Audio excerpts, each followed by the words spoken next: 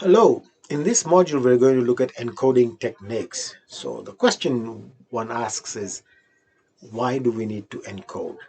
And what's the purpose behind all this? You will recall that when we talked about storage, we said that all of the storage, whether it is for structured or unstructured data, is in digital format. Now, this has to be accessed somehow, and the way to access it is through analog media, mostly. So there has to be some form of digital to analog encoding and modulation. So there are two slightly different principles here. One is the techniques for encoding, and then there is the modulation side of things. The encoding is done so that we can create high data rates. So, for example, if we want to create a data rate of 16 QAM for QAM modulation, the data rate would have to be something that would allow 16 states. So it would be 2 to the power of 4, which is equal to 16. So it would be 4 bits. So now you're encoding this data into 4-bit symbols, as they are called. So these symbols are the ones that are now being shipped across. So if you were encoding to 256 QAM, then obviously you need 2 to the power of 8.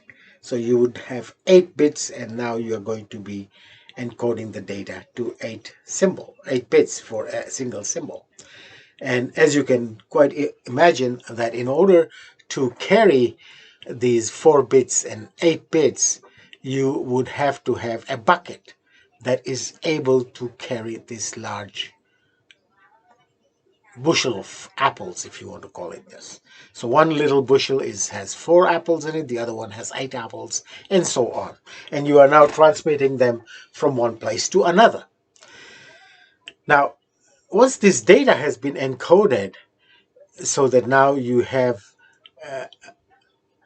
data that is able to be modulated, then you would have to use the appropriate modulating technique. Now, in the cases that we talked about, it was QAM, quadrature amplitude modulation. In the other cases, you might have BPSK. BPSK is a very simple modulation technique. It's bipolar frequency shift gain, and essentially it just zeros and ones. Now, if the amount of data isn't that high, then what you need to do is just encode it so that you are able to carry that data. It doesn't have to be at a very high modulation. Now, we have to remember that there is nothing gained without losing something. So when we encode to high bit rates and we use techniques such as 64 QAM or 256, and now these days we are even using 512 QAM, then what you do is your ability to withstand noise or interference is reduced, because since you're carrying such a large amount of data, it is easy to hit it. So just imagine, if you had a flock of birds and you were trying to catch a bird, and you're swinging your net, or a flock of butterflies and you're trying to swing your net, and if there were a small number of butterflies, then guess what, you might pick one or you might not get one. But if it was a large number, then it's your chances of catching those butterflies is going to be high. Now, if you're an interferer, in this case you are, because you are the one who's catching butterflies, then what you're doing is you're creating hits, and therefore these butterflies are going to be affected in one way or another. So when you have high modulation rates, what happens is that your ability to withstand noise goes down. So one of the things that is an outcome of that is that the receiver sensitivity goes down. So let's see what that means.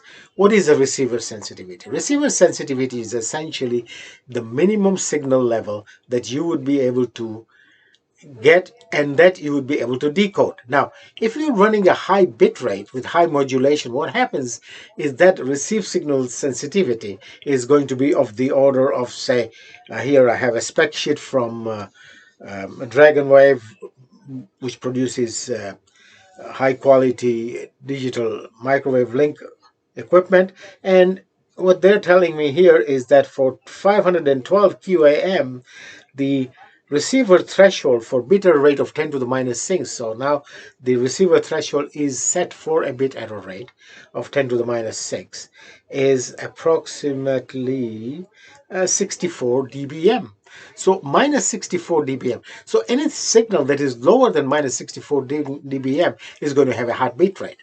Now, at the same time, the same equipment, when it's running at a lower bit rate, so for example, it's running at 16 QAM, has a receiver threshold of minus 84 dBm.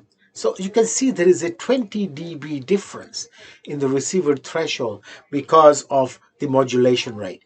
So the higher bit rates you go to, the lower your receiver threshold. Now, when I say lower here, means that you're going to be running at minus 70, minus 75 dBm. If you're running at lower bit rates at say 16 QAM or even 4 QAM, you're running at minus 80, minus 90 dBm. So you have a much bigger margin for fade. You even have a bigger margin for signal to noise ratio. So something gained, something lost. But essentially what we're going to look at in this chapter is the the techniques of encoding, the techniques of modulation, and the implications thereof. Okay, thank you. Bye now.